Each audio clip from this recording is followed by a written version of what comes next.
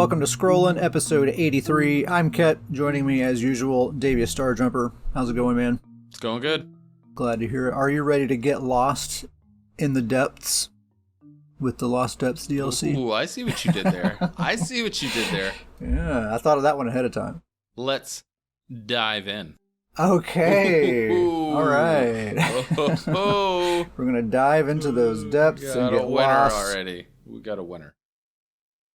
Well, that's good. I'm glad you're ready because the Lost Depths DLC, it is upon us. It's going to be here this next coming Monday, as of the time we're recording this, August 22nd, for PC. It'll be 2 weeks later on consoles. So last week was the fifth and final week of the PTS. What a journey we've been on. Yeah, when you said final week in my head, I imagined you having finger quotations. Final week of changes. Quotations. Yes, you could not see the finger quotes I was making. They were there. Actually, yeah, the final week will very likely actually be next week, the live patch, and maybe even a week after that as well. We actually already know of at least one thing that's going to be on the live patch that isn't on PTS. We'll talk about that a little while later, but there's at least one confirmed thing, and I'm sure there'll be a few other surprises as well. Wouldn't surprise me at all. Yeah, gonna be a couple things. It's been a journey. We've had some changes. Maybe some surprise Templar buffs. Holding out hope.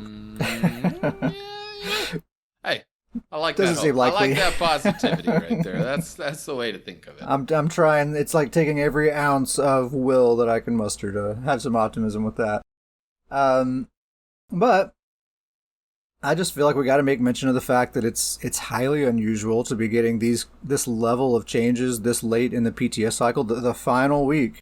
And we're about to get into it, but it's some pretty significant stuff, like some stuff that's going to affect your builds and the meta and things like that. Another thing to keep in mind is before the PTS ever went up or anything, they had made comments on live streams and things that they have more changes than this planned, and they didn't want to do a whole bunch of things all at once. So if things seem kind of incomplete or whatever, there's a good chance with the Q4 DLC, we'll kind of get the other half of this, and some other things might click into place at that point. That's something I'm trying to keep in mind as well. There's not enough changes just yet. Yeah. The combat system in this game just doesn't change often enough. That's the problem. So one of the things that they were testing last week were these new Battleground weekend events that are going to be happening. So that's just basically a reminder that this is going to be something that will happen with this new patch. I'm not sure if it's going to be every weekend or just certain weekends. I don't know if there's been like a schedule announced or anything like that, but basically the idea is during these weekend events, the queue will be restricted to just one game type, right? So you'll have a domination weekend or a deathmatch weekend or a chaos ball weekend, something like that. Is there a total of 5 different game modes, I want to say? Let's see. There's the land games, which are actually flags, and then the flag games, which aren't really flags. Right. 1, 2, I think, 3, 4, 5. Yep, 5. Deathmatch, chaos ball, 2 types of land games, but flags, and then relics. Yeah, so if they did it every weekend, it would be on a 5-week rotation, I guess, but I don't really know what their plans are with that. I don't know. How are you feeling about these Battlegrounds weekend events? Do you think it seems like a good idea or what? I do think it's a good idea. Just being selfish, it's going to be really nice to have guaranteed death matches again, even if it's just for a weekend. Yeah. That's going to be a great weekend. And yeah. I really think you put it best into perspective in the sense that initially when they announced this, it was kind of like, it's good that we'll at least have deathmatch, but there's also going to be relic weekends and stuff. So I wasn't super thrilled. I was kind of like, all right, like, I guess it's something. But you kind of gave me a good perspective on it. Like, at least they're doing something for Battlegrounds. Like, it is focused on Battlegrounds. They're making changes. This is a improvement solely involving Battlegrounds. And that's a really good sign that they're at least giving Battlegrounds specifically some attention. Yeah, I'm happy to see Battlegrounds just getting any attention at all at this point, you know. And anything's better than the nothing at all we've been getting. Yeah. This doesn't seem like the ideal solution necessarily, but it does seem like a pretty decent step at least. Like, let's just start here and then see what we want to do after that. I mean, I can already see, like, just a real simple thing that they could maybe do would be like change it so that you're not restricted to a specific mode each weekend, but it's a specific category of mode each weekend. Yeah. Right, so you'd have your land grab, you'd have your flag games, and then you'd have deathmatch. Then you'd have a 3-week rotation. Yep. So, you know, that'd be something that'd be a pretty nice compromise for the people who are really just interested in deathmatch. And then, you know, if we had a 3-week rotation where every 3 weekends were guaranteed deathmatch, I could see some guilds getting pretty hyped about that and like getting geared up and ready. Like, here it comes, deathmatch weekend is coming up. Let's get ready. You know, it'd be kind of like a little miniature mid-year mayhem. Almost. Yeah, exactly. And that's just one simple, easy little tweak they could make to this system that would please a lot of people and be a really nice compromise between, you know, everybody who plays Battlegrounds for various reasons. Yeah. Well, and I think this, you know, I'm going to look at it from the positive side. I think this is probably going to change up kind of how I do PvP a little bit, because I'll be honest, if there's the Relic weekend or even like I can't remember which one it is, but the land grab where you have to chase down the flags, which is... Oh, Crazy King. Crazy King, I'm not crazy about. Right. Just because it's a lot of running and chasing. But yeah, I can see those specific weekends. I'll probably just hang out in Imperial City, or like I'll hang out in Cyrodiil during those weekends. And so I think this could actually encourage me on those specific weekends that I'm not crazy about those BGs, is that I won't hop into that BG queue. I'll instead do Imperial City or Cyrodiil. That's a good point. You know, we're always talking about how we should do more Imperial City, and that'd be just, well, may as well do it this weekend since we don't really care for, you know, capture the relic or whatever. Another thing, too, about this is this will be a data point. Like, they'll be able to see which weekend events get the most participation, which ones get the least, and that sort of thing. Absolutely. And so, you know, I don't know if they will use that information to make any decisions or not, but they'll have that option. That data will be there. And if they want to use that to make future decisions, they can. So that's a good thing, too. A fair number of combat and balance changes. I'm talking like on the level of like a week 3 of PTS. You know, again, I have to remind everyone, this is the final week of PTS, and there's a lot of stuff here. Dragon Knight is just one small thing. The Molten Whip, the Seething Fury stacks are going to last for 15 seconds instead of 10 seconds. And the devs say that's basically just because dots are going to have a longer duration, so they wanted that to be a little bit easier to manage. So that's basically it for Dragon Knights. I think they're looking like they're in a pretty good spot. Nightblades actually have a lot of things. Buckle up. A lot going on here. Yeah, we might spend a little time on Nightblade. Impale, the Magicamorph of the execute ability, now deals 330% execute damage rather than 300%. So just a little bit of a buff to that ability. Twisting Path is having its damage increased by 50%. The devs say to help it stand out a bit more. My interpretation of that is just because, basically. Just wanted to buff it. Because they could. I think there's another reason why they really did that, and we'll come back to that here in just a minute. Surprise Attack, the stamina morph of the melee spammable. So remember, it has a guaranteed crit chance whenever you hit somebody from a flank. Now that has a 4-second cooldown. So it's a guaranteed crit once every 4 seconds when hitting your enemy from a flank. The devs say that's to prevent it from having too much sustained burst, is their reasoning there. I can certainly see that reasoning. So compared to the live version of Surprise Attack, you're basically giving up a stun from a flank in exchange for a guaranteed crit from a flank once every 4 seconds. That seems like kind of a raw deal, but I'm not so sure it's as bad as it seems. We're actually going to come back to that and talk about that a little bit more here in just a minute. For now, let's move on and talk about Concealed Weapon, which is the Magicamorph of the same ability. It's no longer going to give you that 300 weapon and spell damage after you leave stealth. Instead, it's going to give you a unique 10% damage boost to all damage done when you leave stealth or when Major Expedition ends. And that's going to have a 5-second duration. That's a weird condition when Major Expedition ends. But I actually think you'll be able to make use of that really, really easily. The devs say that's to give it more of a benefit in PvE, is their main motivation for making this change, because the previous iteration, you don't use stealth in PvE at all, so you're not getting that 300 weapon and spell damage out of stealth at all. This way you actually can, because Twisting Path, remember, is getting buffed by 50%. That's your ground AoE dot. That gives you Major Expedition when you're standing in it, and for 4 seconds after leaving it. So I could definitely see like a PvE Magic and Nightblade or Hybrid Nightblade, whatever. They're already using Twisting Path. It's a very strong dot. So you can just kind of make it part of your rotation where you're dipping in and out of that Twisting Path once every 4 or 5 seconds or so. And basically, I think you could, if you kind of get good at that, you could probably pretty easily have a 100% uptime on that 10% damage boost.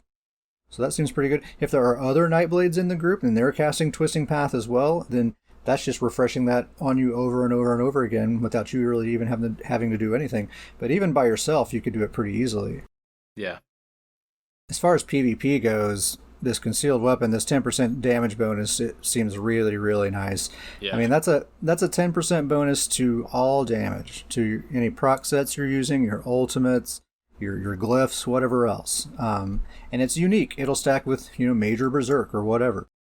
It's very easy to activate. It's very easy to plan your combo around it. It has no cooldown, so every single time you come out of stealth or every single time Major Expedition ends, you're going to get that. 5 seconds is a pretty good size window for a PvP Nightblade. You only really need like 3 seconds to pull off your combo. And if you want to refresh that window, just go into stealth again and go for your attack again, and it'll refresh right away. I think you'll also be able to do things like activate Major Expedition, then go into stealth, and then when you come out of stealth, you'll get 5 seconds of this buff, right? And then a little while later, Major Expedition will fall off, and that'll refresh that duration, so you get like maybe 7 or 8 seconds out of it, actually, in that case. Yeah, it seems like it's going to be pretty common to keep that buff up, which 10% damage buff, that's great.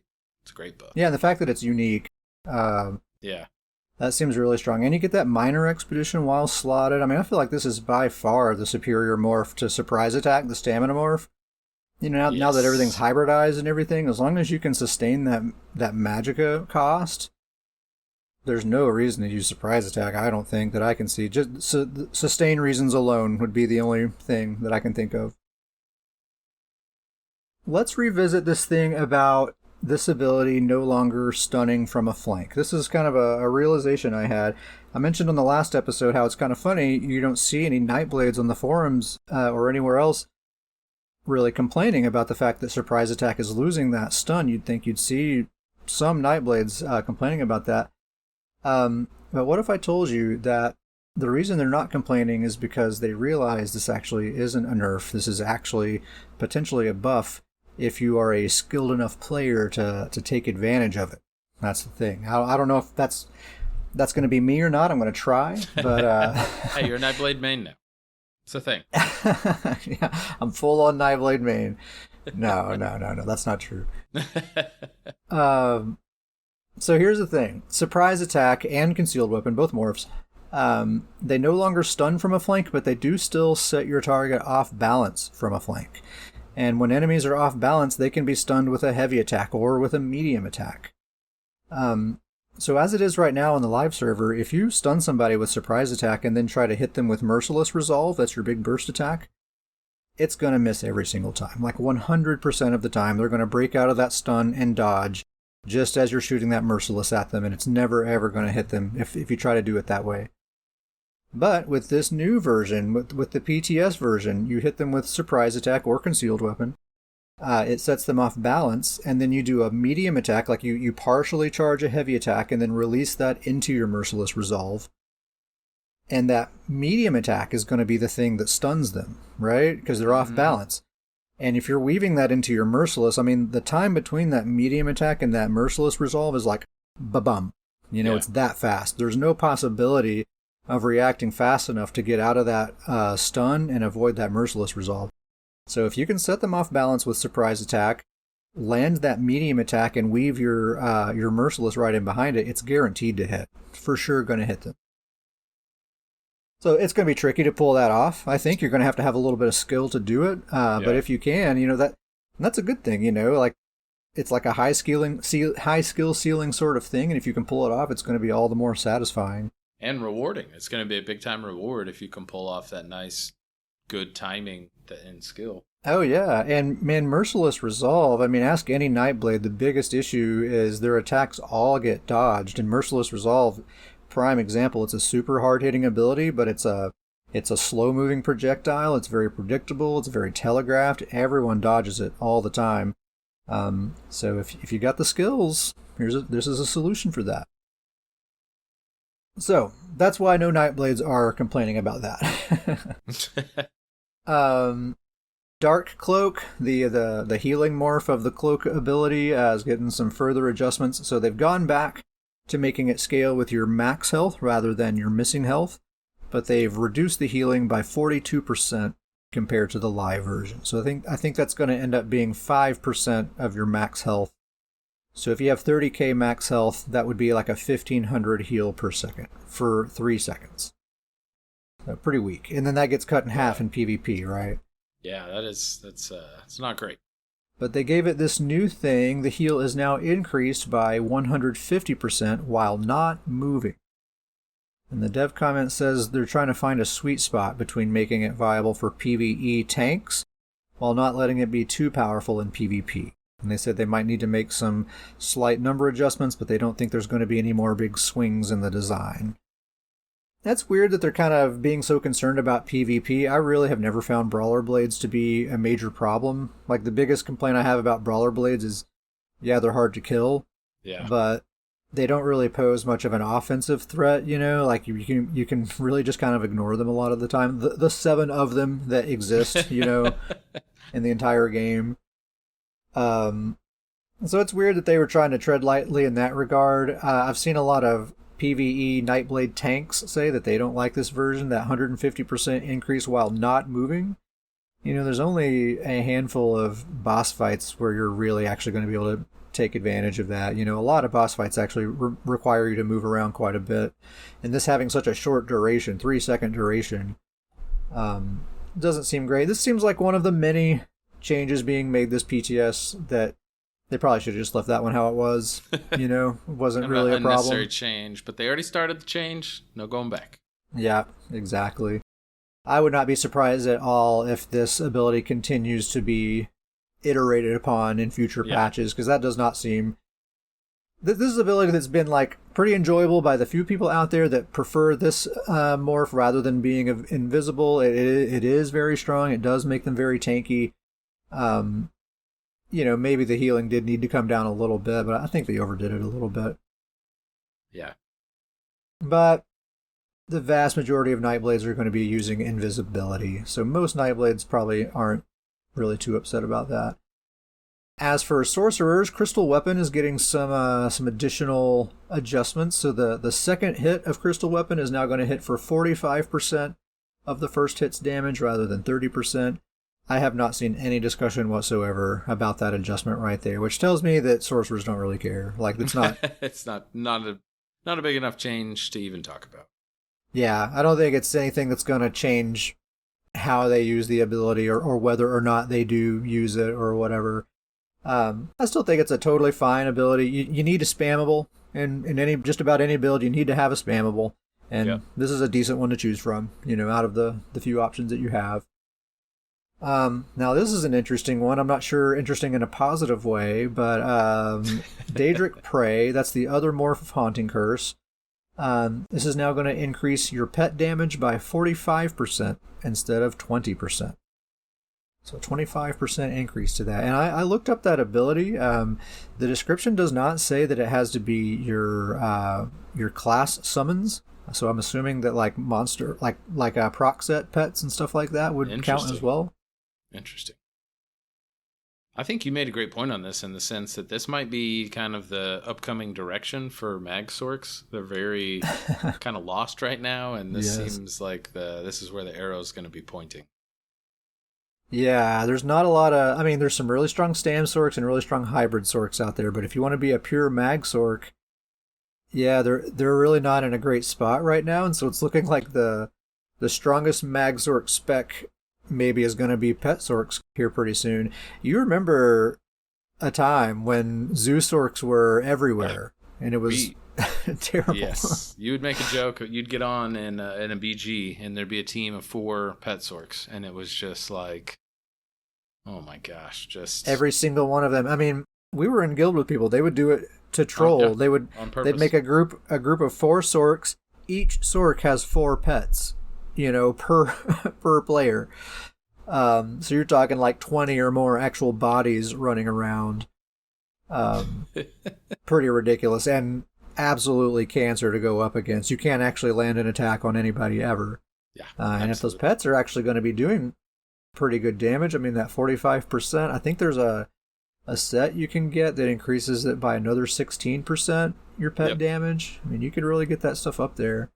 So look out for that Zoo Sork comeback. I hope I'm wrong. I would love to be wrong, but could happen.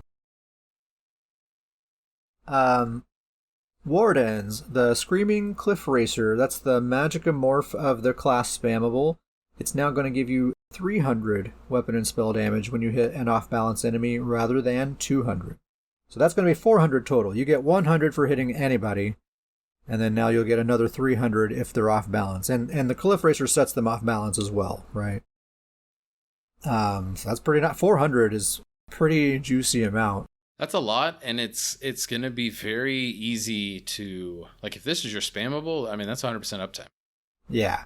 Yeah, because I think it's like a 15-second duration, I want to say. In a PvP setting, I mean, that's 100% uptime of 400 weapon and spell damage. Yeah. PvE and PvE, I would say, too. Yeah, both. Yeah, that's true, too. Yeah, I mean, I have a stamina warden, and I'm going to do everything I can to make this his actual spam, a Magicka spammable on a stamina warden. We'll see if I can make it work, but Wretched Vitality. There it is. That's the answer. Wretched Vitality. It won't even be hard. All said and done. But yeah, 400 weapon and spell damage. It's interesting to me that they're getting real popular with these 300 weapon and spell damage buffs for Magicka abilities. They're kind of adding it into certain classes, and they seem to all be the Magicka morph. Yeah.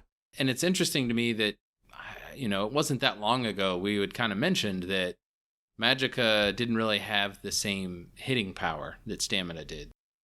But it's interesting to me now that they're doing this, because this hybrid stamina Magicka characters exist so much that it almost seems like this is kind of late.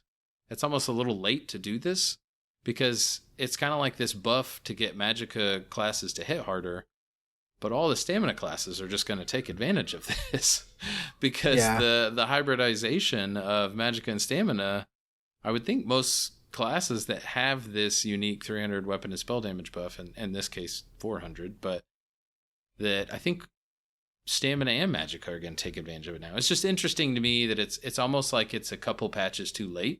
But, I mean, I'm not complaining about this one. Like I said, I'm going to try to find a way to put this on my warden. Yeah, I think, I was just joking about Wretched Vitality, but honestly, as long as that set exists, I feel like you can't buff Magicka without also buffing stamina. Yeah. So, the Screaming Cliff Racer, the big issue with that is it's highly visible. It moves very slowly, and it gets dodged a lot. And those are the reasons wardens don't use it a lot.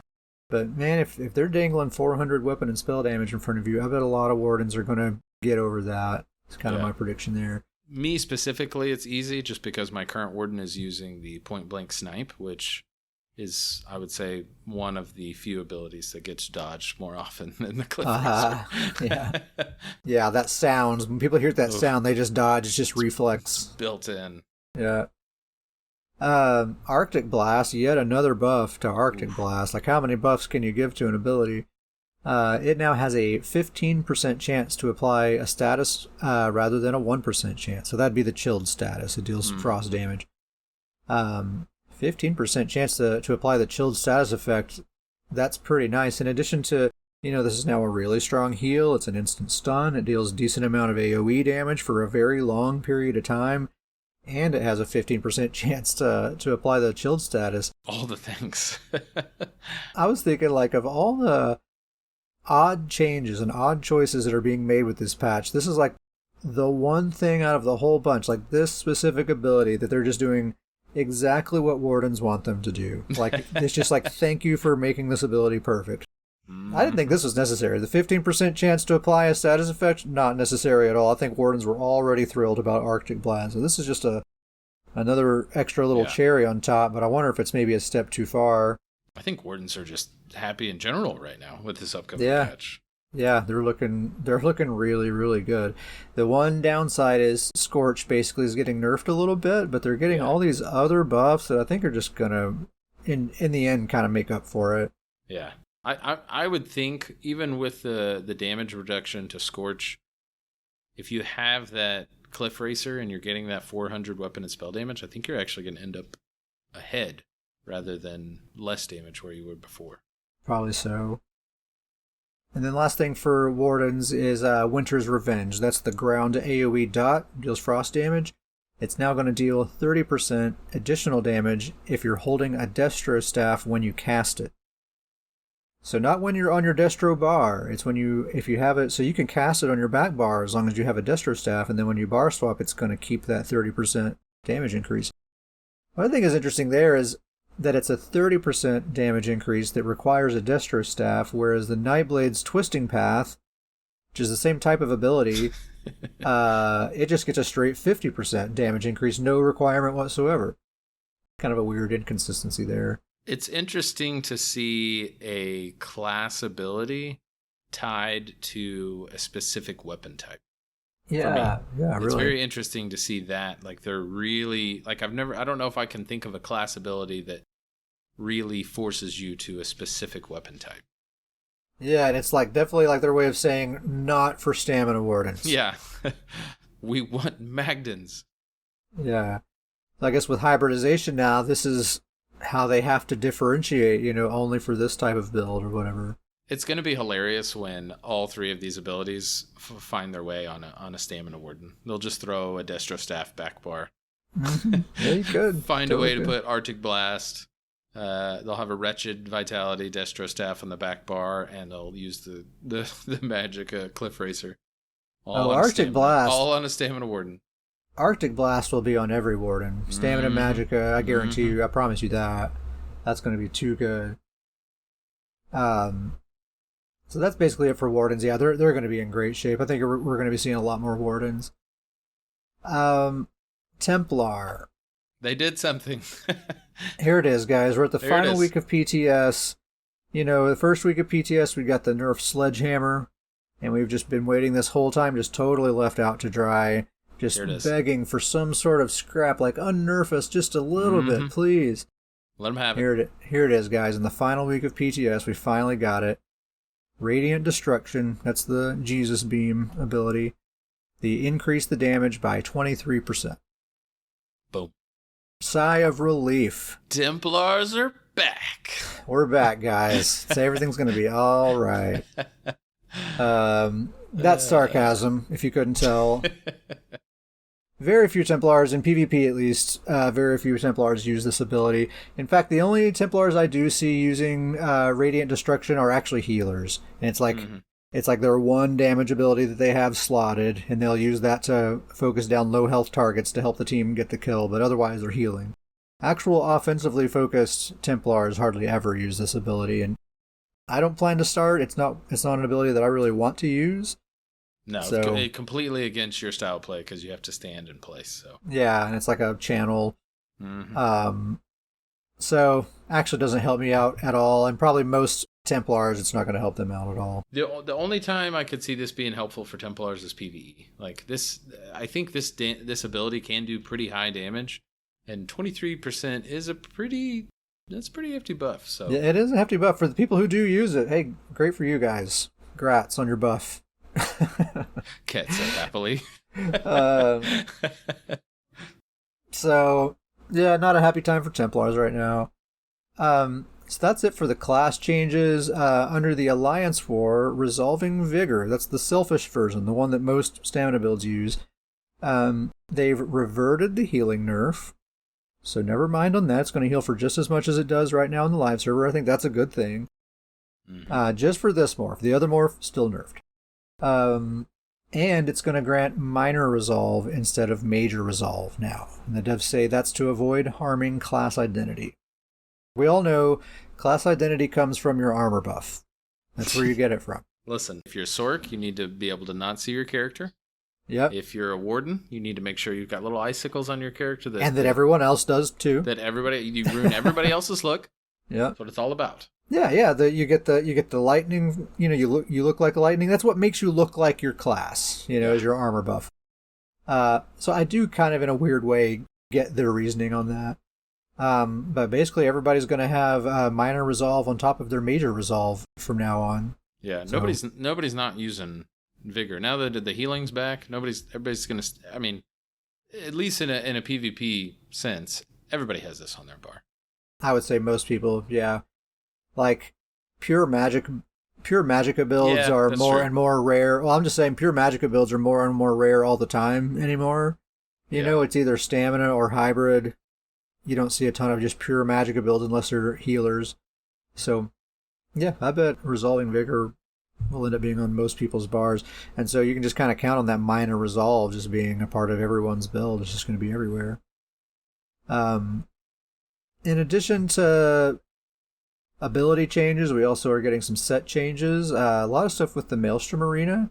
So the Maelstrom Destro Staff, it now increases the damage of Wall of Elements by 1250, rather than increasing your light and heavy attack damage to enemies that are standing in your Wall of Elements by 1358. About 1,000 damage difference single target wise. Single target damage, that's a nerf. AoE, as far as AoE goes, it seems like a little bit of a buff, but most PvE people don't really care about AoE. They just care about that single target boss damage, so that's probably going to be considered a nerf by most. The devs say they just wanted to make it easier to use. They don't want it to be dependent on light attack weaving. That's consistent with their other stated goals.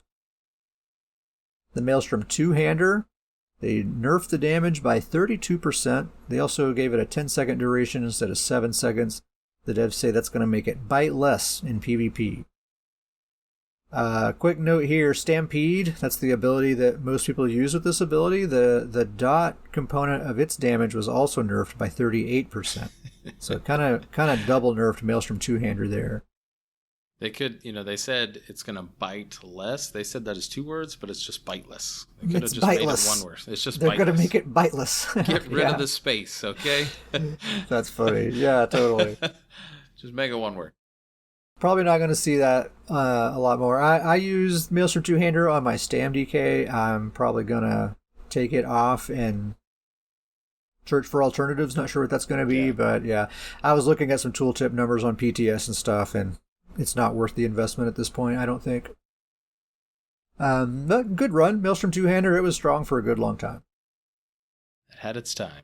It did. I remember the gap closer spam meta with Unleashed Terror. I got a 61-0 kill count with that setup one time. What was that? Rush of Agony, Unleashed Terror, and the Maelstrom two-hander? Was that the full? No, I've never used Rush of Agony. I think it was Unleashed Terror, Maelstrom two-hander, Master's Dual Wield, and Grothdar monster set. That's what I think it was. Okay. The Maelstrom bow is actually just getting a straight buff. The ramping damage is going to be increased by 191 per tick instead of 143 per tick. So just a plain and simple buff to that one. Whereas the other two are getting nerfed. It's odd, but I'll take it. I use that on a PvE build, so I'll definitely take it. Yeah, that ability got a decent damage buff not that long ago. So yeah.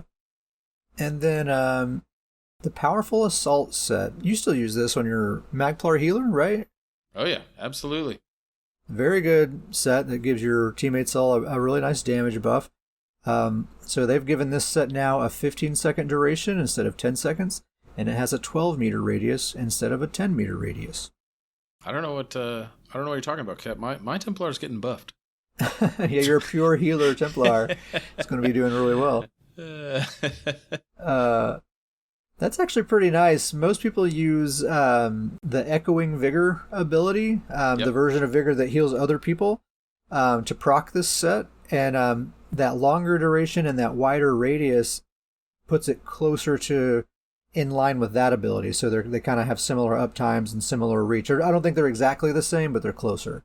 Yeah, and that's really, I mean, specifically, I was joking earlier, but it really is nice for my Templar healer because that Echoing Vigor is not a super strong heal, but I do have to cast it a lot to get the Powerful Assault set ability going, and so now I can actually focus more on heals and not have to worry about spamming this as much. Some other changes. We mentioned that this was going to happen last week, so this was implemented, on the last episode, I mean, but they went ahead and implemented it. They reduced all the health of all bosses in veteran dungeons and veteran trials. That's the funniest change of all the things through all 5 weeks. It That's seems the one weird. that cracks me up the most because it's like for 4 weeks straight they've reduced total damage, and then they were like, "Oh darn it! Well, let's just reduce the health." Yeah. It's like, wait a minute. It kind of makes the whole thing seem pointless. That's funny. So yeah, I wonder if are those fights going to seem harder or are the same or easier or what? I don't know. Something that's not on PTS, but we do have developer confirmation that this change is going to happen when the patch goes live. Empower. Remember, Empower, it now only applies to your heavy attacks and it only applies to PvE enemies. Well, when this patch goes live, they're going to make it so that Empower only applies to your fully charged heavy attacks against PvE enemies. So if you've been seeing these YouTube videos of people getting like 130,000 DPS with this weird medium attack weave rotation, don't worry, that meta is not going to happen. Because that's all based on Empower buffing up those medium attacks. But so now it's just going to apply to fully charged heavy attacks, which means basically no one is going to be trying to utilize Empower whatsoever. So there you go. Empower completely good. It's so long, Empower. You've been a good buff. Yeah, I mean, it's a good change from where they were a week ago, but it's just, yeah, like it's kind of sad to see what Empower's become. I mean, absolutely no one will care about Empower now. Yeah. It really is. It's just odd because it's kind of like they just took away a buff from us, like a buff that certain people used to use and build around, and it's just like, exactly. Nope, delete that one off the board. It's just a less opportunity. What really upsets me about it is like there are like the Solar Barrage ability that I use on my Templar. Mm-hmm. Part of the reason I use that is because of Empower. That's just being deleted from my build. Like if you're playing PvP, that's just straight up being deleted from the build. And so half of what gives that ability value is gone now and is not being replaced with anything else. You know, like that. They're going to have to do a pass of all sources of Empower and be like, okay, well, what makes this useful for PvP now? Yeah, I mean, I had my entire goal of my werewolf build was to build off Empower and light attack damage. And I was, they came out with an entire set that is about giving your allies Empower. Like, that set's going to be dead before it even, I mean, nobody's even collected it. It's just going to be gone. Maybe if you have a team of these new buffed zoo sorks, where it's just a bunch of pet sorks, and all they do is they have their pets out, and they're just doing heavy attacks, and that's the whole thing, because that's kind of what they do. Yeah, it's just sad to see an entire buff kind of disappear. Yeah, it is. It really is. But anyway, that's basically everything on the PTS that we wanted to talk about anyway. Let's do some meta predictions based on what we know. Of course, there's no telling what's going to change in the future, but based on what we know right now, let's talk about what we think is going to happen in this upcoming PvP meta, in particular with Battlegrounds. That's normally kind of where our mind is at. Number one, roly-poly hybrid Nightblades. Yep. That's going to be the flavor of the patch, absolutely. Yep, absolutely. I'm going to be one of them. It's going to be you. There's already a very high percentage of these in currently, like if you do the solo queue. But I feel like now, just BGs in general, it's going to be The roly-poly hybrid blades are going to be the new kind of Stamsork. They're kind of taking the over the seat. It's going to be the annoying kind, too. The kind that's really fast, and they're turning invisible all the time, and they hit really, really hard. Yeah, so you're going to need to have your Mage Light, or your Revealing Flare, or your Camo Hunter, or your Reveal Potions. You got to have some way to pull Nightblades out of stealth, because at any given moment, when you're in a PvP zone, you're going to be surrounded by 4 or 5 invisible people at all times. So definitely have your anti-stealth ready. That's going to be the number one spec, I think. Maybe not in terms necessarily of performance, but in terms of just popularity and how many of them you see all the time. I'm going to make kind of a weird prediction that stamina and hybrid sorcerers are still going to be very popular and very, very good. I think they're going to see a big drop-off in popularity right out of the gate, because that popular build that people like to use with them is getting nerfed quite a bit. So we'll see a drop-off initially, but I think as the patch goes on, as time goes on, people are going to circle back around to Stamsorks and realize you can still have a really, really strong Stamsork build. My Stamsork, like I've said lots of times, isn't being affected by these changes at all. He's been super strong for 2 patches now. I think he's still going to be extremely strong, and none of these nerfs affected him at all. So I'm predicting Stamsorks, once everything is settled and everything like that, they're still going to be have a firm place in the meta. Yeah. Still a great class. I will say I disagree with you just a hair.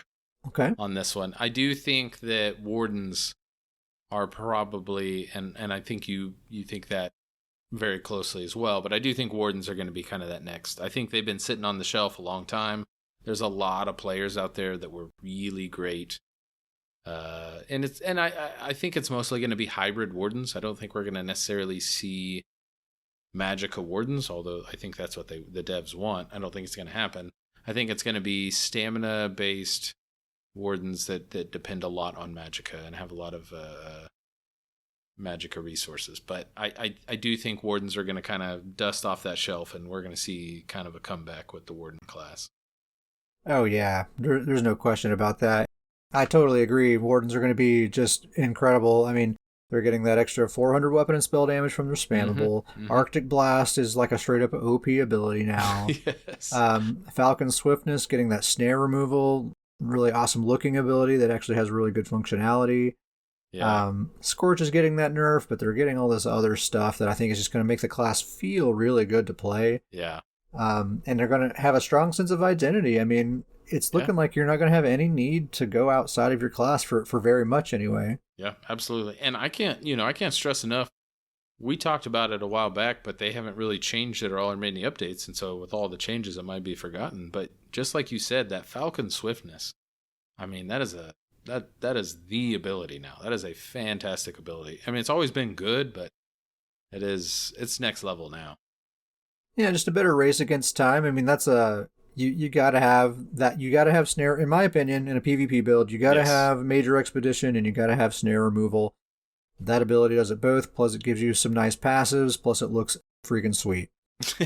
That's you got all 3 things you need. Yeah, you got all the basics.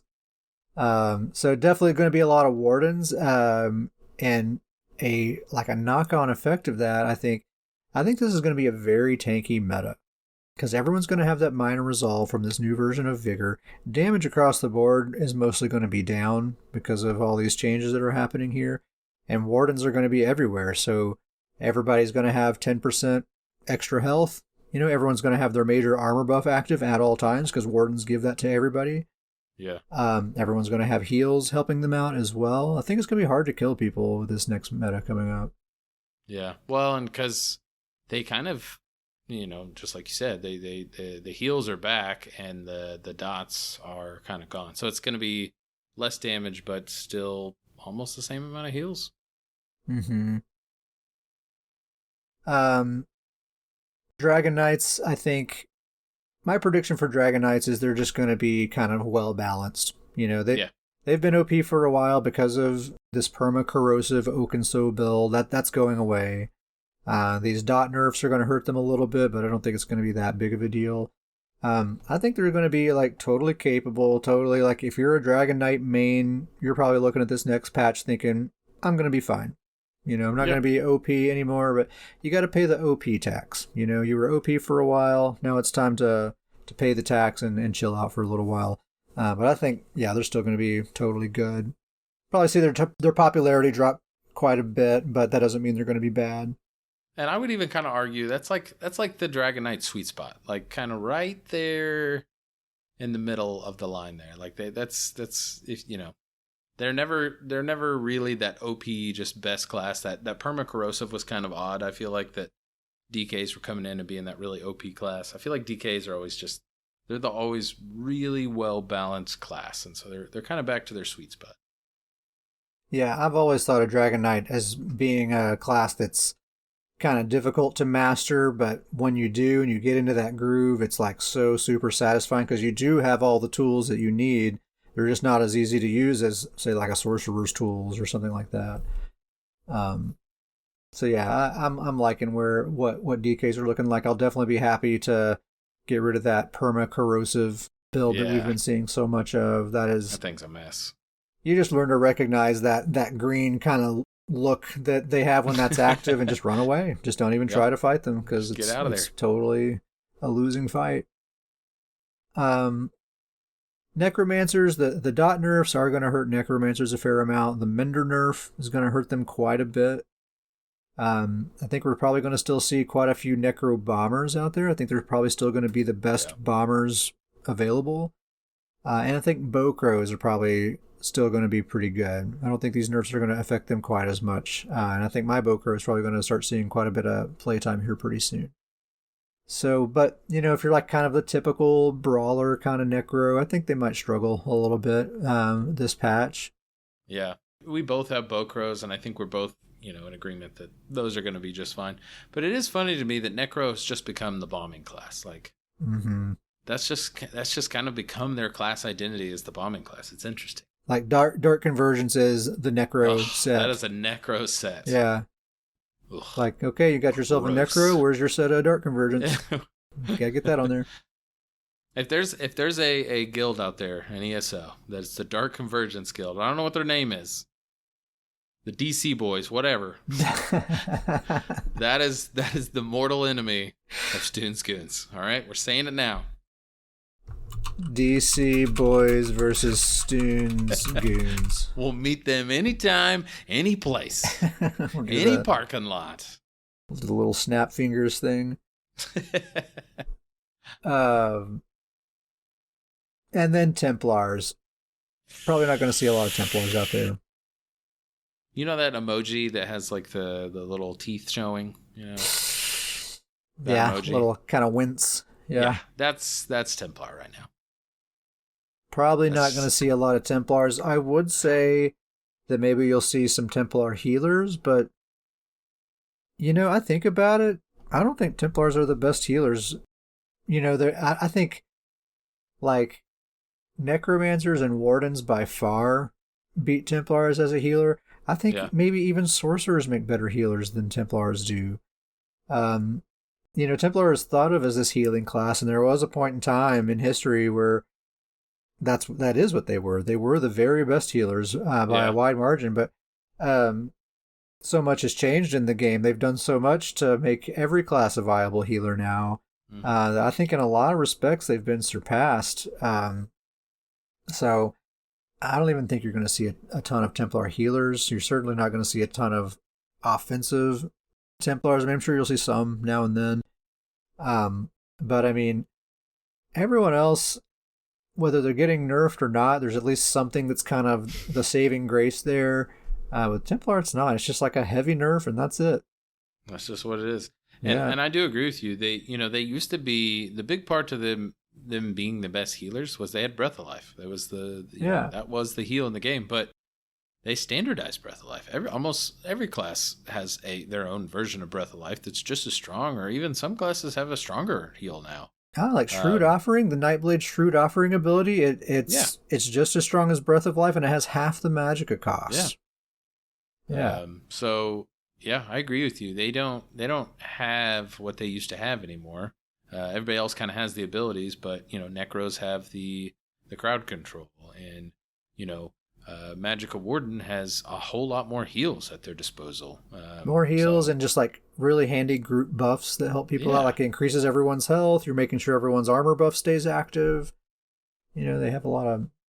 Yeah. So, just not going to see a ton of Templars. They don't have those things. Don't anybody worry. Davius will still be out there. There'll still be a BG near you. I will say, I do see a handful of really good Templar healers that basically what they're doing is they're just stacking their ultimate regeneration as much as they can, and they're running around with that revised version of the class healing ultimate where you can move around while you're channeling it. I see a fair amount of that, but I think a lot of those are just Oaken Soul builds, so those will probably disappear. Yeah, it's probably gonna go out the window with the Oaken Soul nerf. So man, it's just looking bad for Templar. It's just looking real bad for Templar. Anyway, that's kind of the meta predictions. We'll see. We'll follow up on that as time goes on and see how we feel about that. We'll probably do a BG report at some point during this patch. Yeah, for sure. To see about that. I have kind of a closing some closing thoughts here. If it seems like they're fixing a bunch of things that aren't broken, or if it feels like it's a bunch of change for the sake of change, that's because that's exactly what it is. That is exactly what this is. Davius, you and I have been playing this game since 2016. It's been 6 years since we started playing this game. And you tell me, in that time, has there been a year that has passed that we haven't seen some major changes to the combat system? Not at all. I mean, we talk about these. I mean, think about the dot meta, or there was the proc meta. There's a Dizzy reason. Swing meta. Dizzy Swing meta. There's a reason that those have those labels. Yeah. It's year after year after year, and often patch after patch, these changes can continue to happen. And it's no secret how you balance a video game. Okay, like everyone knows, all you really have to do is just make small number adjustments from one patch to the next, and eventually you'll get there. That easy, right? Mm-hmm. And we know that. There's no way they don't know that. Okay, they are video game makers. They know that. This is absolutely a planned cycle. It maybe sounds like I'm being a conspiracy theorist here, but hear me out here. Let's paint a good old-fashioned hypothetical scenario. Although it's actually not that hypothetical because we know these players. We can confirm firsthand that these people exist. But let's call this a hypothetical scenario. Let's say you're a brand new player. You're primarily interested in PvP and you want to be OP, right? So your buddy told you mag sorks are OP, so you make yourself a mag sork. You get leveled up as fast as you can. You get your build put together as quickly as you can, and then you jump into BGs and you just start shredding noobs and having an awesome time. And some time passes, the meta shifts, and mag sorks aren't OP anymore. Templars are OP now. So you still want to be meta. You still want to be on top, so you make yourself a new character, and this time you make a Templar. So now you got to level that character up. You got to unlock all the right skills and passives. You got to get your Undaunted, your Mage's Guild, your Psijic Order. You're going to have to farm gear for your build. That's going to involve various dungeons, trials, arenas. You're going to need to get Sky Shards for your skill points. You're going to need to get Transmute Crystals to get the right traits. You might need some Telvar Crystals if you want Tri-Stack Glyphs. Mm-hmm. And so you're going to have to do all that stuff. While you're at it, you have this brand new character. Maybe you want to buy some cosmetics in the Crown Store to make yourself look cool. Maybe you want to buy some mount upgrades so your horse can be nice and fast right out of the gate. Maybe you don't want to spend all that time upgrading your Undaunted, Mage's Guild, Psijic Order, all that stuff. You can just buy those skill lines. You can just buy the Sky Shards and get all your skill points that way. Every single time the meta shifts, it generates all these hours of gameplay and actual dollars spent in the Crown Store. Revenue. Generates revenue. Like I said, we're calling this a hypothetical scenario, but it's actually not hypothetical. We know these people. This is how they play. Yeah, absolutely.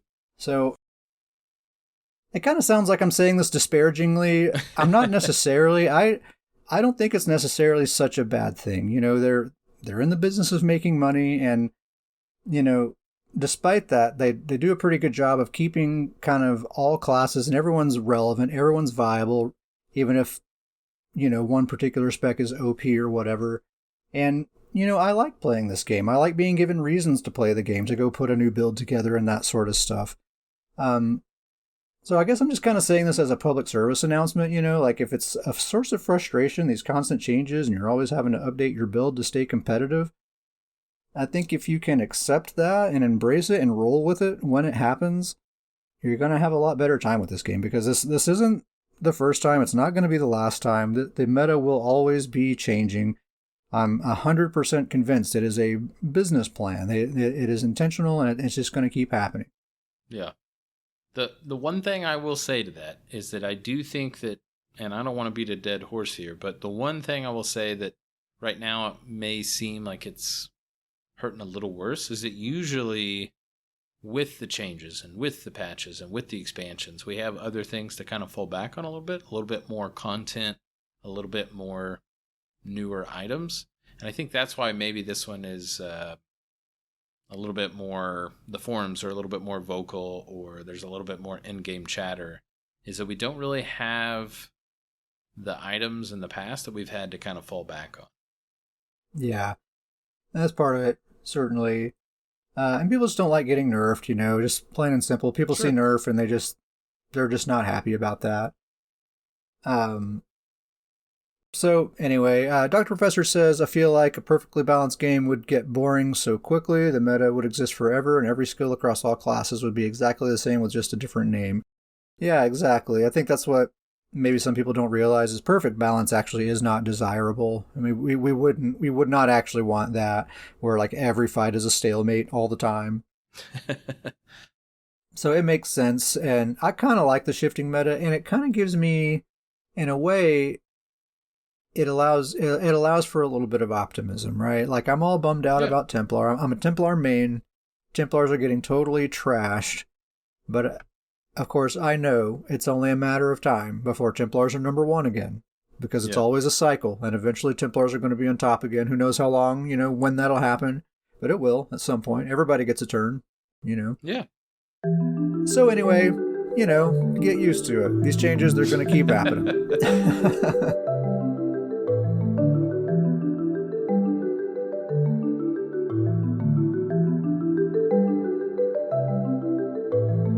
So, classic Davius Starjumper timing.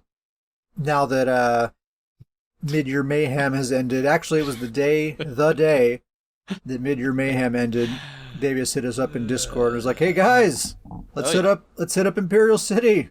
Y'all ready?" It's time. And of course, I was like, "Yeah, I'm down, but are you serious, dude?" This whole event, you were like MIA the whole time. Yeah, so the day the event ended, we went into Imperial City that night, and obviously all the action had died down, but we had a pretty good time anyway. We had a classic Stuhn's Goons sit chair night. It had been way too long since we did that. It's a good one. Shout out to Dr. Professor for joining us.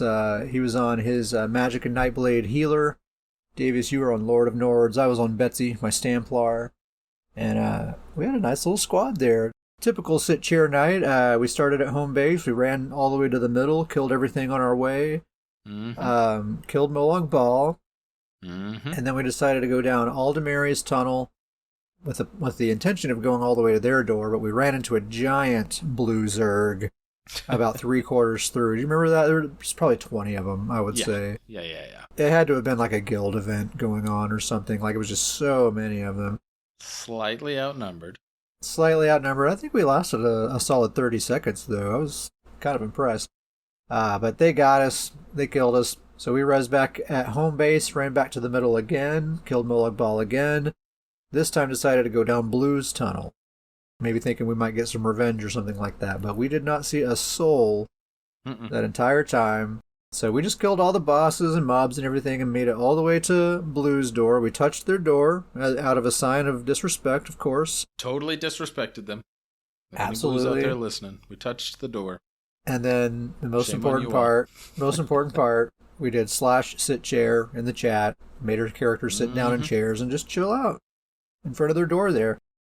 And just wait for people to come outside. I think only one blue player came outside, and he just stood up on that safety platform for like a minute or whatever. He just kind of looked at us, and then he went back inside, and then we did not see anyone else after that. That was basically, we waited maybe like 15 minutes, but it was cool. We were hanging out there. Oh yeah, shout out to the random warden person that joined up with our group and was just down for whatever. Went the full journey with us, and even hopped in on the sit chair. He even pulled out his chair. He definitely got it. He didn't know what was going on, but he was happy to play along. So, there's always a hope that we'll get a little bit of a brawl going there with the sit chair situation. But, no one ever came out. We eventually just gave up. But honestly, to me, it's all about touching that door, showing that disrespect, and putting your butts in chairs. And it's the most important part. As long as you do that, you've had a successful sit chair night. The most important part. And it was a good time. We were in Discord and voice. You, me, and Dr. P just kind of cracking jokes and goofing around while we were doing it. It made me really miss Imperial City, like the old days when we did Imperial City all the time. Yeah. There's something in particular about the sewers, and I feel like not everyone appreciates the sewers the way we do. I've realized that. A lot of people I go to Imperial City with, they only want to go up top, and they just want to find PvP, and that's it. But the sewers are kind of an interesting thing, because sometimes I kind of want a little bit of PvP, but I don't want to just go hard all the time. Yeah. And the sewers are nice with a squad of 3 people or so, because it's basically just PvE. And you do some boss fights, and you're just kind of talking and listening to music and having a good time. And there's these moments of excitement where PvP will break out, and you'll have that little encounter there, but then it's just back to cruising. Yep. I kind of like that kind of going back and forth like that. It's a lot of fun. Absolutely. So thanks for coming along, Dr. Professor. Betsy was in fine form. My StamPlar. I was really enjoying just blasting through Imperial City with her, just like old times. Her final days. Yeah, this was kind of her last hurrah. We're losing old Betsy. She's she's not gonna make it. She's not gonna make it to this next patch. Yeah, it was a bittersweet experience because right now she's in the best shape of her life. Like seriously, top form, like peak Betsy. So it was really fun just to be playing with her and see her in such great shape. But yeah, at the same time, I was like, it's going to be so sad here in a couple of weeks. Her build right now, it's a slight variation of the build that I have been using. It's Deadly Strikes as a front bar set with a 2-handed maul, Wretched Vitality as a back bar set with a bow, 3 agility on the jewelry, and the Gaze of Sithis mythic helm. So basically what I changed is she used to use the master bow. I got rid of that and made Wretched Vitality a back bar set instead, and then I replaced Poison Injection with that Solar Barrage ability. That now the Empower is basically being deleted, so I'm not sure what I'm going to do about that, but I think for now I'm just going to keep the build how it is. I have no idea what I want to do with the build, or if I even want to do anything different at all. I think I'm just going to keep it just like it is, let this patch go live, jump into some BGs, and just see where we're at. Yeah. I'm losing some damage, but other people are losing some damage too. Maybe it won't feel as bad as I'm thinking it will. There's always that possibility. Like, you can only do so much testing on PTS and draw so many conclusions from that, but there's no replacement for an actual just real live battlegrounds experience with the players you're normally going up against and that kind of stuff. So we'll just see how it all shakes out, and maybe things will feel okay. We'll see. But I am going to try. I'm going to stick with Betsy. I'm not just going to abandon her. We're gonna see what we can do to pull through. But I think ultimately what I'm really just going to have to do is just accept that we're losing damage, because I'm not going to get that damage back without sacrificing what makes this build. All these things that have been a part of what this character is the whole time that I'm not willing to sacrifice. So if anything has to get sacrificed, it would be the damage, in my mind. Yeah. So anyway, thoughts and prayers for Betsy. Keep her in your minds. Lord of Nords seems to be in fine form. He's doing good right now. He's still feeling really good. Still doing that Oaken Soul setup? Yep, he's got the Oaken Soul setup. Just quick reminder, his build is that he has the Warrior's Fury, Bloodspawn, a couple pieces of trainee, and then the Oaken Soul. He's feeling really good. And then he also has the 3-piece potentates to get the ult reduction.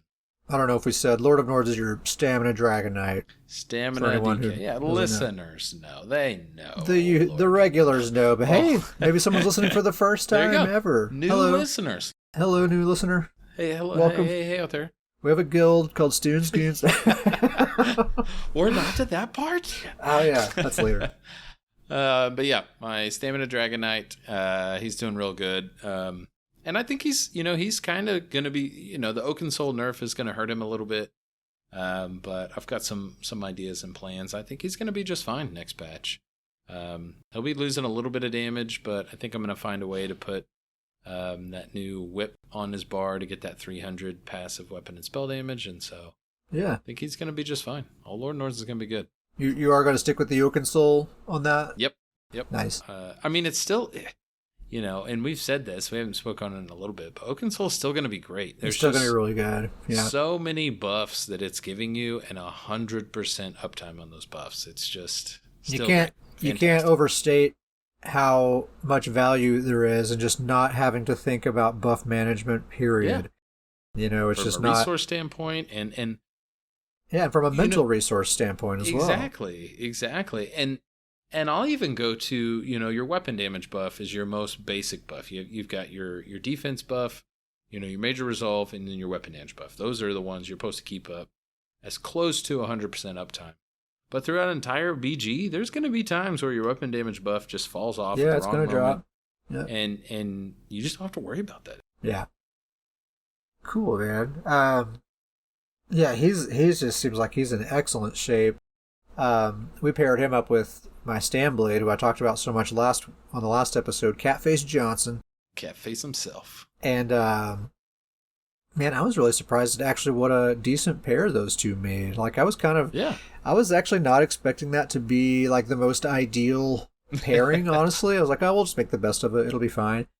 But that's just, those are the characters we just wanted to play with at that time. And we grouped up and did some BGs together. And, man, they actually make a really good pair. I think Nightblades just like having a big, brutish kind of up in your face brawler. Yeah, some dude that like jumps up and takes all the attention, and everyone's kind of focused on that dude. And meanwhile, I'm back in the shadows, kind of up to no good, Yep.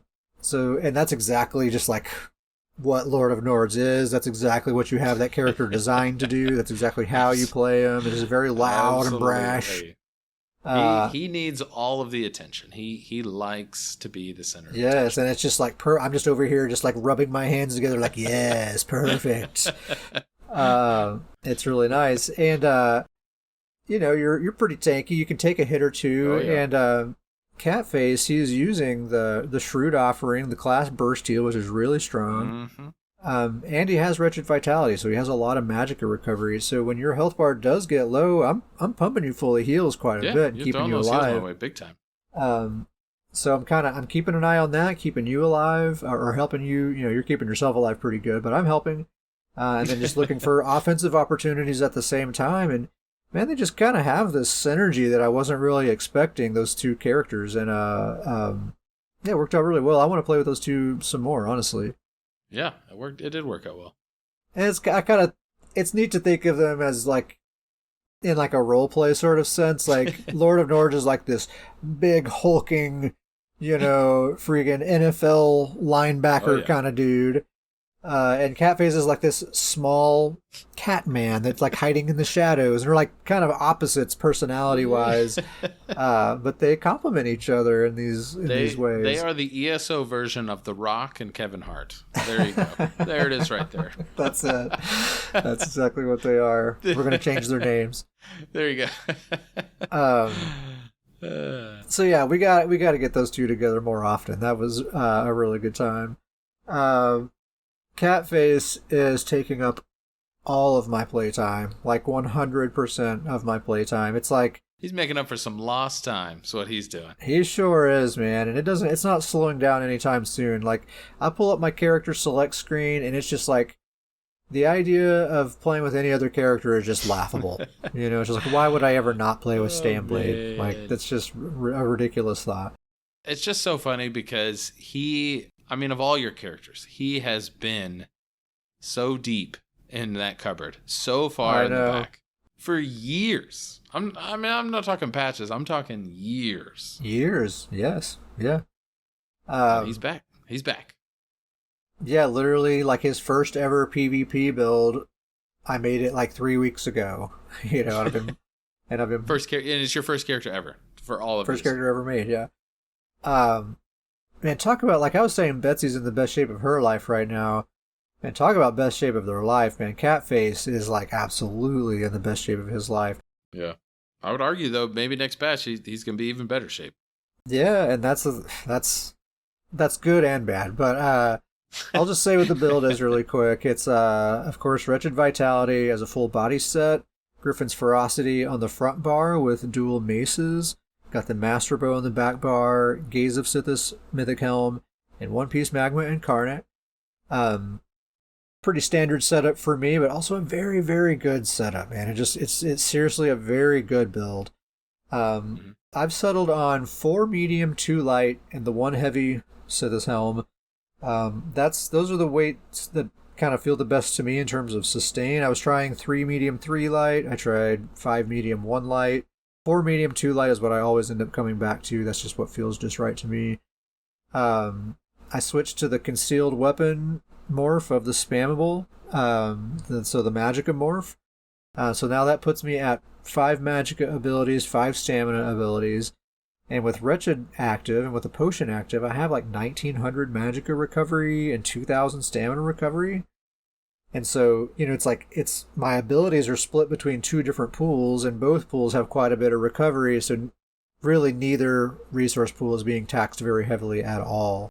It seriously just plays like a dream. Like it feels like I'm flying. I'm never thinking about resources. It's just endless.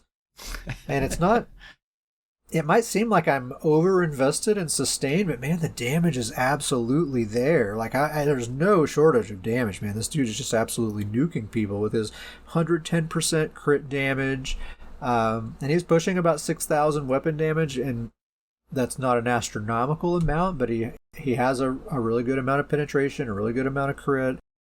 And, like his Merciless Resolve has like a 21k tooltip, how much damage do you need? That's all you need right there. The damage is ample. I'll pull off a Merciless Resolve. If that thing crits with that 110% crit damage behind it, and like my 11,000 penetration helping it out as well, the dude hits really, really hard.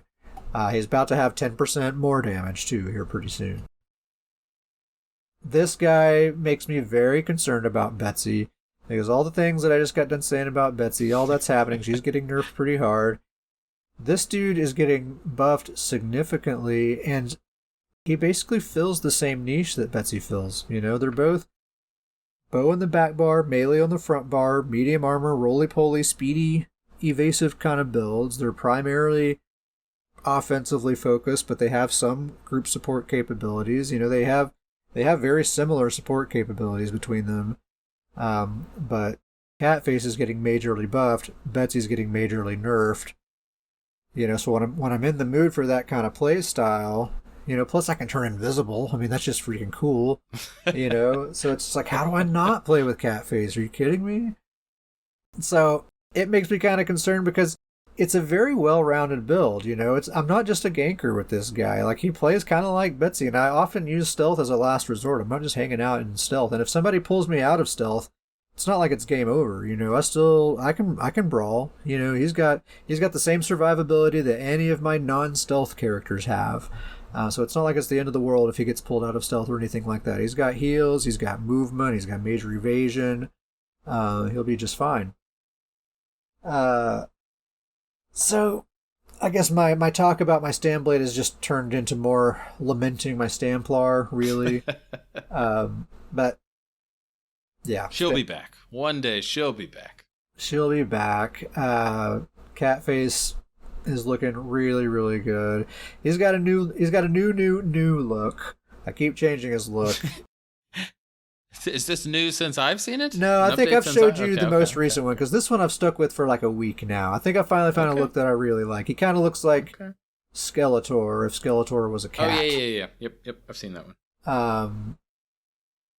I think it looks pretty cool. It's kind of like, I don't know, it kind of looks like a 90s action figure from like a Ninja Turtles playset or something. Absolutely. I was just about to say Ninja Turtles. He's the one of the people you would find. He's like he's one of those characters that like showed up in one episode and then they made a action figure out of him. Yeah. So anyway, he's got a pretty good look. His theme is just wild card. You know, all my characters kind of have a certain vibe, a certain theme I try to fit, but Catface, anything goes. We're just having fun over here. He might look goofy one day, he might look scary the next day.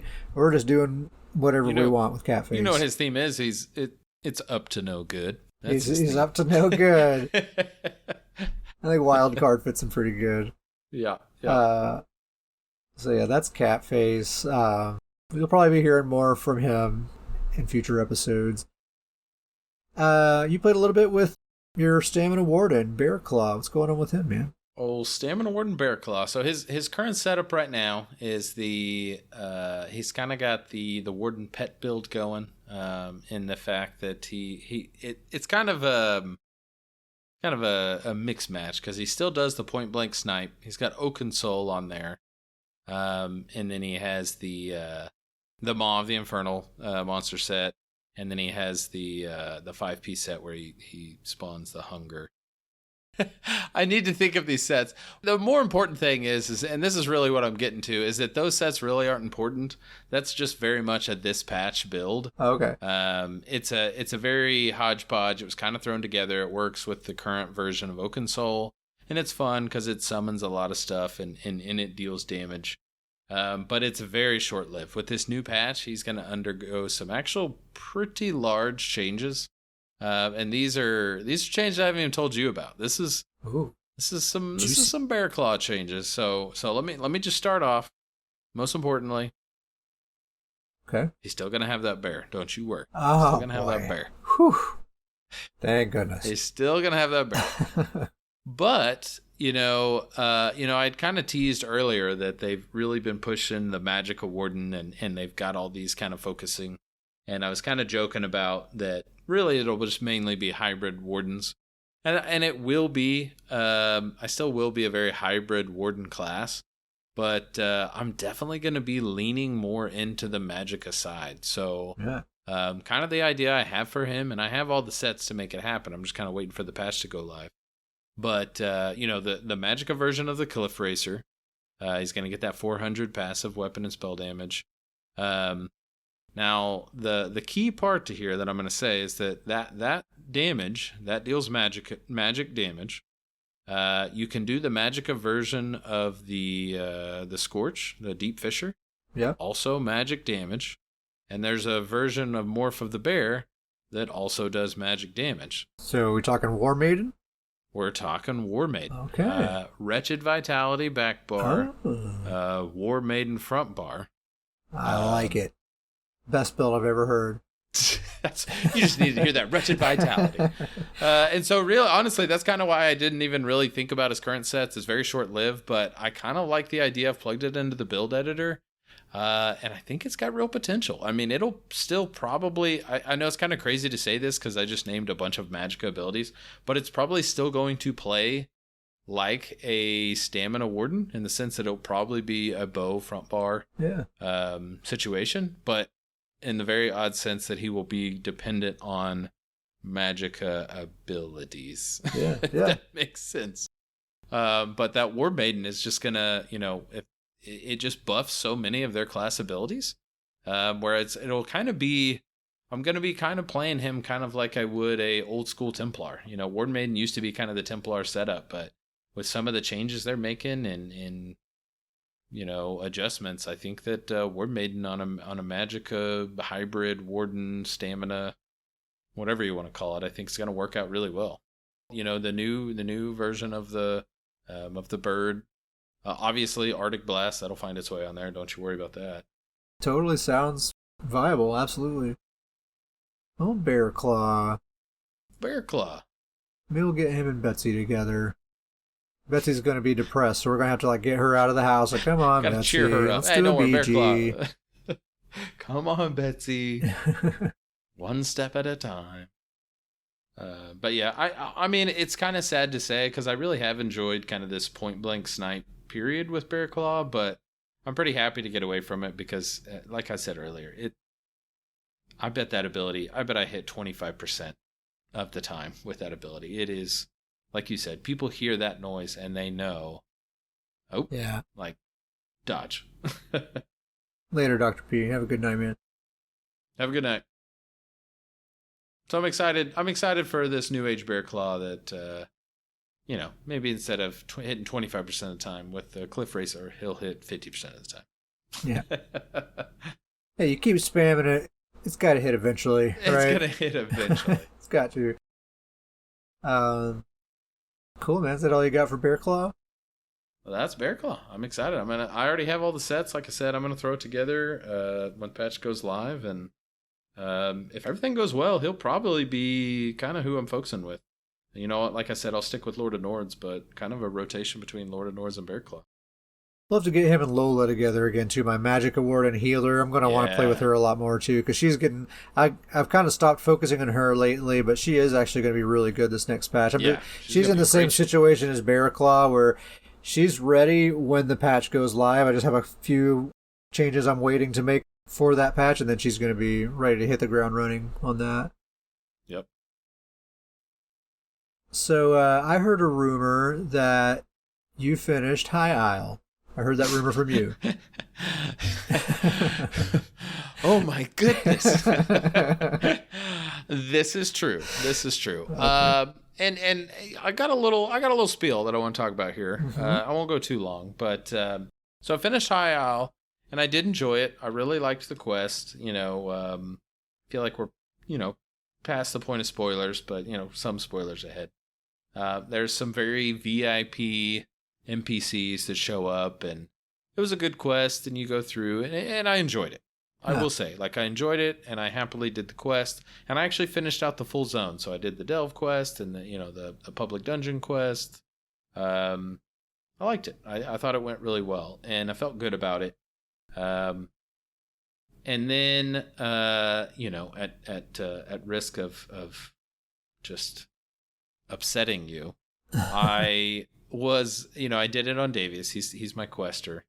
And so I was just kind of looking around and I noticed that on Somerset, Davius just kind of shot through the main quest of Somerset. And so I just noticed that I had a bunch of stuff in Somerset that I hadn't done. And with Davius, I really kind of try to go and complete each zone. He's kind of my full do-it-all, character. Yeah. And so I went over to Somerset, I was running around, and then I was just starting to do some of the side quests, some of the areas that I noticed I hadn't done. It was crazy to me. It was kind of like a rock to my face in the sense of running around Somerset, seeing the scenery and the design and the layout of the zone, as well as the detail of just the side quests. Like I said, I'd already done the main quest. I had just did side quests. It was just a level above of High Isles, which just kind of blew me away that High Isles is the new one, and that's the one that they said kind of had the focus on the questing and the quest line and the writing. Yeah, it's all about the writing. Yeah, but I mean, just the side quests on Somerset, I was blown away with how detailed they were, how long, and even with them being really long, I didn't feel like they were long. I didn't feel like they were stretched out. I was thoroughly into those, and I was reading the NPC dialogue, where on High Isle, I got to a point where, you kind of skip ahead, you read a couple lines and skip. Mm-hmm. And I went to Somerset fully planning to just clear the map and caught myself fully in depth in the quest and running around and learning about the zone and then just run around the zone. There's such a story to the layout of the zone. And I'm not even talking quest story. I'm talking about the layout of the geography that You'll run across the map and you'll run into these ruins that really don't have a story. They're just really cool to look at. There's all these different types of trees and wildlife and different colors. And then you'll run across a dry creek bed, and then that'll dive down into this cavern, and you'll go down there. There'll be a big waterfall, and there's no quest or anything. It's just a cool kind of untold story of a zone just with the geography. And it just kind of blew my mind that the level above that seemed to me, and that I don't know, I just didn't get that level with High Isle. And not saying it's bad. I'm not really. I know this is probably coming across negative. I don't mean it to. I enjoyed High Isle, but it was just kind of they haven't hit that Somerset level with High Isle. It's just not the same. Yeah, I mean, it's been a while since, I feel like there hasn't been another Somerset since Somerset, but sure. Elsewhere is pretty close. Elsewhere is a pretty good one. Elsewhere was very good. I liked Elsewhere, and I Northern Elsewhere I really liked because it was such a different type of zone in geography, and I thought that was really cool, and they did a good job with it. And Southern Elsewhere is anybody that goes Southern Elsewhere, it's this really tiny, well laid out, compact zone. And the quests and the Elsewhere quests were great. Figuring out about the dragons and the necromancers at the same time, they were great. Seemed really epic, and those were really good. But yeah, it just I don't know. It seems, it's not like, it just seems we're losing just a little bit over time, which instead of gaining a little bit over time, it just seems like it's just like we're losing a couple flakes here and there. Yeah, it certainly seems that way. I was thinking of, was it Western Skyrim that had the questing companions that would follow you around and comment on other questing opportunities? That was as you'd run by, you'd be on your main quest and you'd be running towards an objective, and on your way, your little companion would be like, "Hey, maybe we should stop and help these people." And if High Isle was where they're trying to say "Hey, here's where we're really going to get creative with the writing and everything," I was expecting a lot more of that kind of stuff. That was a very cool feature that kind of died with Western Skyrim. It was kind of there. I haven't really seen that since. I liked that a lot. That added a ton of immersion, and I liked having an NPC kind of reminding me "Hey, don't just beeline the main story. Here's a quest right here. Do that." Quest. Yeah, that was in Western Skyrim. It was I can't remember his name. I think it started with an F, but it was that vampire. Assistant guy. I can't remember what his name was. But yeah, he followed you around for a little bit, and then he would, if there was a side quest or a delve or somebody, he'd be like, "Hey, what is, let's talk to this person real quick." And just High Isle, I just, like I said, it was good, it was well done, and I enjoyed it. I had a lot of fun with the quest. I just don't understand why they hyped it up with the writing. That seems like well, they had to hype something, That's true, but it was hype the card game or something, It's almost like because they put very VIP NPCs in it that they were trying to sell it as hey, these are really important people. So that means that the dialogue on these quests is really important. It's it's cool to see important NPCs, but yeah, I don't want to sound overly harsh, but it seemed like a kind of a lazy chapter, honestly. We still have Q4. Maybe there's some wild change, Q4s are often some of my favorite DLCs, honestly. They're like little mini chapters, there's not as much to it, but they're often really cool. I think this year, if they follow the pattern that they have been, I think we should get an arena of some kind Q4 this year. I don't think they've ever officially stated that that's the pattern that they're following, but it just so happens to every other year Q4 we get an arena, and this would be the year to do that if we're going to get another one. I really like the Q4 zones. I feel like they're smaller, but they're more well planned out, and because they're smaller. Yeah, right. And I just really tend to enjoy that. Those are the zones I really like to hang out in. Yeah, Southern Elsewhere, always a great example. Yep. I liked Murkmire. I know Murkmire was not a very popular DLC, but that was a Q4. And I liked it quite a bit. I thought it's very unique kind of place, very interesting. The music there is one of a kind. I like it a lot. Yep. I already told you this, but I really like the Reach. I thought that was a really Q4 zone, really neat zone that they really did a lot with elevation in that zone, and I really liked that. Grizzly says Murkmire was outstanding. I agree, man. It was good. I feel I see a lot of people kind of dunk on Murkmire, but I liked it quite a bit. But I like Argonians. I've been doing a fair amount of PvE as well. So I've been talking about Catface Johnson, my StamBlade, my original character. I've been doing a lot of PvP with him. He's basically been the only character I've been playing with. And, back in the day when I was traipsing about with Catface, I cleared all the maps, or most of the maps, or so I thought. But back in those days, I wasn't really aware of add-ons, and I didn't have any add-ons. And now that I'm logging in with him and I do have these add-ons, I'm seeing all sorts of stuff that I missed in basically every zone. There's like world bosses or a delve or even quest lines. Like I've missed entire side quests and stuff like that. So it's just me and old Catface, like old times, going around the map and picking up the stuff I missed and just questing and exploring some more. And that's just been really enjoyable. I've really been liking that. I put a real basic PvE build together just out of stuff that I have in my bank. It's just like good enough. And we've just been running around doing stuff. I've even been doing daily Undaunted pledges, like the 2 easy veteran pledges. I've been doing those each day. And that's been fun, man. Just kind of...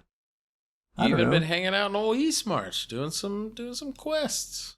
Yeah, well, East March is the zone that I've been working on most recently. Yeah, to clear that all out. I think you were hanging out in old Cradle Crush. Yeah, I got kicked by the giant. That giant kicked me up in the air. Absolutely. That, like Skyrim reference kind of thing. From there, you're gonna head south down to Fort of Mole. No big deal. Head down there. I think I actually did make it there. Well, that's part of the main quest, so you probably did do that one. That's not a side quest one. Yeah, that's actually been taking up a fair amount of my time. Like, I kind of have been not burned out, but we just had Mid-Year Mayhem. I've been doing a lot of PvP, a lot of real intense kind of stuff. So I'm kind of lately been in the mood to kind of take it down a gear or two and just kind of do some more mellow activities, do some quests, do some PvE kind of stuff, and that's been pretty enjoyable. And to do it with old Catface Johnson, man, it's just been freaking cool. That is cool. Full circle. You're having a full circle ESO moment. I know. It's kind of funny. Like all these years later, I'm still like just running around with this little cat guy, doing quests and exploring delves and stuff like that. And, man, I really wish I could recapture that feeling of when I was first playing this game. And it was like this big, infinite adventure I had waiting in front of me, and I didn't even know what the heck this game even was. And man, I remember nothing beats that first playthrough. And if you're actually treating it like a real RPG, and then that's what you're here for. Like, man, I remember finding just like a blue helmet. Like, oh sweet, this one's blue. I remember my moment of that where it's just pure naive excitement. Is like when you hopped into your first delve and there was like weapons or armor that laying there, just white gear, but it's like you go up on a table and there's a whole set of armor there. So. You're like, oh, I can use this. Yeah, and the excitement of finding that and being like, oh, look at all this gear here, man. Yeah, every time you get you can't recapture that. Every time you get some new weapon, like, oh, this one has a frost glyph on it. Cool, like, or the first time you find like your first set item and you're like, oh, look at all the stuff this has on it. Yeah.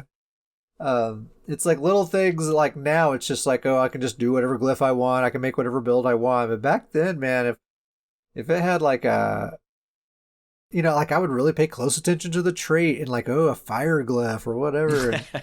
And, maybe for this fight I want to use my shock dagger or whatever. Such an innocent time, just pure innocence. Yeah. But it was fun.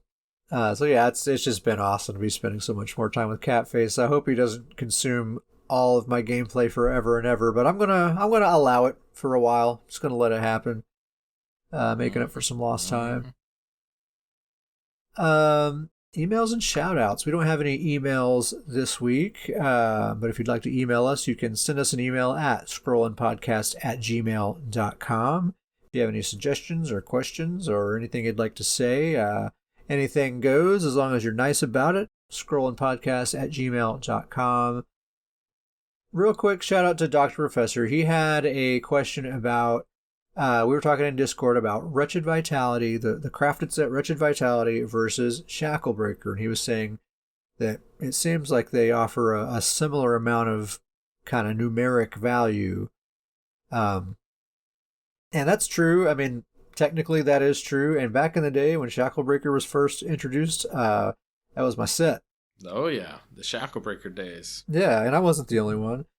And Wretched Vitality is my set now, and they kind of are similar, but the conditions have changed, right? Back when Shacklebreaker was first introduced, max stats were not nearly as easy to come by. And so those stats that it was giving you, along with sustain and damage, was just kind of too good to pass up.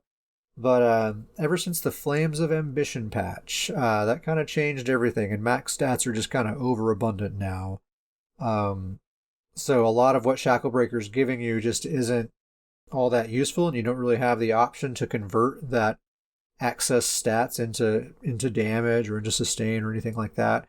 Whereas Wretched Vitality, all that sustain it's giving you is absolutely useful.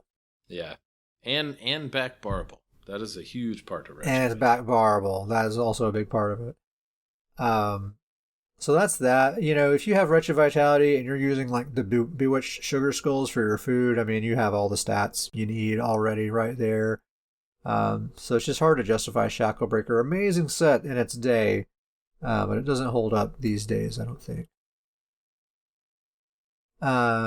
Shout out to the chat, Grizzly Khan and Dr. Professor.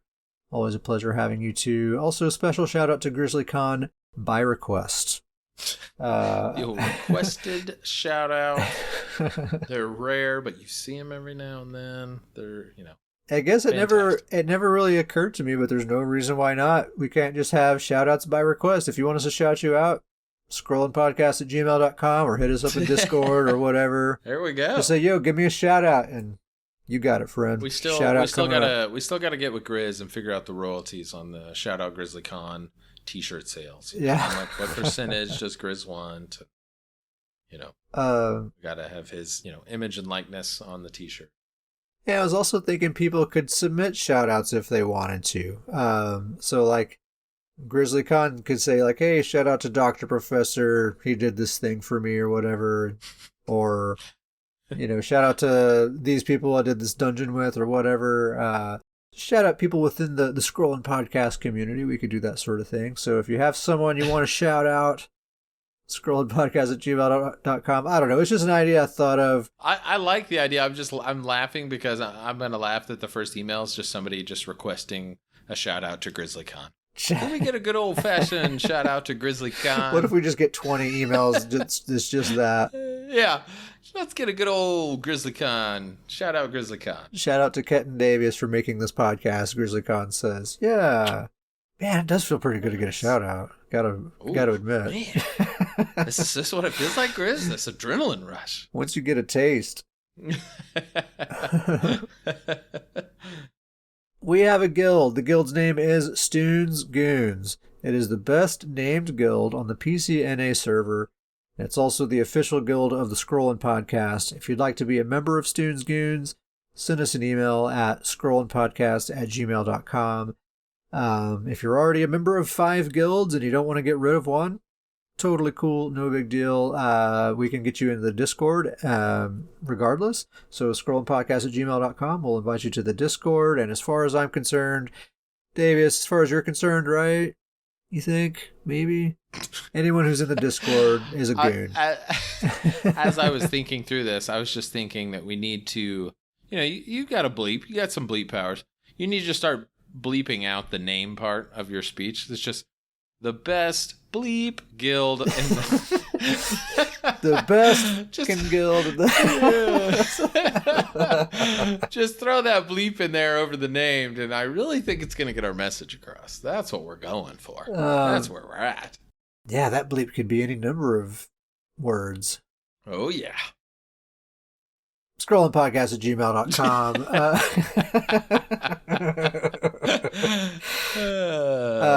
Good stuff. But yeah, like I was saying, if you just want to join the Discord, that's cool too, and you won't be excluded from any guild events or anything like that. It's all good. So come along, have fun with us, Stuhn's Goons. Anything else, Davius? I think that's it. Man, this thing went longer than I thought. We hit a little, we hit a little groove there. We were grooving. Okay, I think that's it. Thank you very much for listening. We'll see you next time.